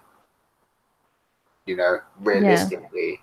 And that's what I'm happy about. They have a majority where they shouldn't. People are saying, oh, you're doing crap, and they're trying to make it happen. The newspapers are turning against them, and people are funding whoever else, and it's still not helping. It's still not working. Just like Bernie Sanders over in the States. Nobody really gave him any coverage or any help or anything, and he ended up doing something that not a lot of other people have done, and nearly turning so many states blue for the first time or whatever, Democrat. It was a lot of people. Think that obviously that the entire elitist lot of all the Blairite version of the Democrats have basically ruined it. And they put all that money behind Hillary Clinton and said just because she's a woman, she should become the next president. Just like, the Conservative Party said, here's a lady, we're going to make her the prime minister. Isn't that great? This time. No. Well, Bernie Sanders is like the most popular politician in the whole of the US at the moment. And the media just, like I said, turned against him and showed that bias straight away. They were like, who's this guy? We've never heard of him. And, all those ideas ain't really that great. When, again, he's pretty much one of the most celebrated people because of his like genuineness. He's such a genuinely good guy, and he's got genuinely good policies and smart ideas, and he is a socialist and all these other things. And I honestly think that he probably would have won the election if he was. Noam Chomsky said it, Karol Kalinske and Secular Talk said it, the Young Turks have said it, I've said it. Bernie definitely would have won if it wasn't for the election, for the rigging which was there, and the gerrymandering and the vote of suppression, and the fact that the media refused. CNBC and some other companies would rather show Trump's empty podium than show Bernie Sanders giving. That was really bad. Because he got loads of free advertising, didn't he? He did. Because like I said, Trump's another elite, and the difference between Bernie Sanders and Jeremy Corbyn is they are not elites. They are us. They are the people. So we should help the people, not help the elites, because the elites have had all the help they can get, and they haven't done anything really. Nothing grand. No. And then first thing they do something great, they leave our country, say they want to keep all the money, don't want to pay tax, and then they sue us when they don't get what they want. Exactly. Don't like it. It's not very nationalistic or patriotic at all, but yeah. Well, it's because basically bribery is legal in America, so corporations can basically steal for politicians and say, "Oh, I'll give you this donation as long as you do what I tell you to do in the Senate or whatever." And that's been put ahead of human progress, and that's a real shame. Yeah. The common good and the American dream and the English dream, or all those dreams have been sold now, and there's nothing left except the receipt that says this is what you bought. You bought your dream. It was worth this much. Oh well. Well, that's the problem though, because with the whole thing with like gun laws and gun restrictions, and every single time there's like a shooting in America, absolutely nothing is done about it. And I think it will continue to carry on. Like people won't lift a finger. People who are in power won't do anything because they are literally bought by the National Rifle Association, who tells them what to do. So nothing will change, and people will continue to be horrified. Not until the people decide to stop listening to the NRA, but the NRA is the one that's advocating for the sales of assault-grade weapons to go shoot. I don't know. Like I said, I can only assume you're going to shoot the police or people with an assault-grade weapon. Like I said, back in, give everyone a Desert Eagle, If everyone a Desert Eagle, they'll be fine. People don't really need machine guns unless, like I said, you're hunting. And even then, why do you need a hunt in America in the 21st century when you can go to the shop? To the shop, exactly. Yeah. But it's all to do with like the Second Amendment and people's right to bear arms and whatever. And people have started. I think they misinterpreted it. I think it's the right to have a militia that can bear arms, not the right for every citizen to bear arms. That is an important piece of like writing that gets missed out a lot, just for the justification of people to why they shoot people. Yeah, I know that. It's crazy. That's because, like I said, it's that America is what England wanted it to be. Really, it really is. It's a banana republic, and that's kind of like we sent Christopher Columbus over, and then he went and genocided a few people, and then after that they fought us and won their independence, and now they're doing what they want to do, which is shooting themselves in the foot and electing Trump instead of Bernie Sanders. But we can help them. We can vote Jeremy Corbyn and bring Sanders over and help him get some traction and send him back over there and stuff. Isn't Bernie Sanders' brother MP in this country? Yeah, he is. He? Oh, okay. I thought so. I saw something about it, and I remember, which is cool. Yeah, it is. Anyway, I'm gonna have to wrap this stream up in a few minutes because I need to go and make dinner and whatnot. No problem. Feel free to add anything you think you've missed out then. Yeah, I think I've pretty much covered everything that has been in the news this week. I've talked about the ball, haven't I? And then the foreign aid budget, and then obviously Brexit, which I think we're never gonna hear the end of, to be honest. We're just gonna keep talking about it until we die. I hope not. But yeah, I hope something good comes out of I hope we end up getting a good deal, whatever it is. I hope we get an election before that and a good deal. I'd much prefer to see Labour handling Brexit other than the Tories, who are just utterly useless. It can still happen somehow. The current government that we have right now is just the worst government I've ever seen. They are, and she cheated. She said that there's not going to be a snap election. Then snap election, Labour's going to lose, and then we won. Exactly. She's just such a shambles. Such a shambles. Yeah, it really was. As I say, you sneaky. But thank you for having me, Bodog. Oh, that's okay. Anytime. And I'm sure Swiss will be having his stream tomorrow, so we can all. Awesome. I'll most likely be there too. Okie doke. Well, have a good one, Miles, and I'll speak to you soon. And cheers everyone for watching the stream and commenting, and thanks to Cameron as well in the chat. So have a good one, guys. Have a great Saturday, and I'll probably be in Swiss's chat tomorrow. Same to you, and Cameron, have a good one. Thanks for watching, guys. Don't forget to hit the like and subscribe button. Yes, please. Thanks, Miles. Sub to my channel if you want, if you've liked what you heard today. So, yeah. Bye, guys. Bye.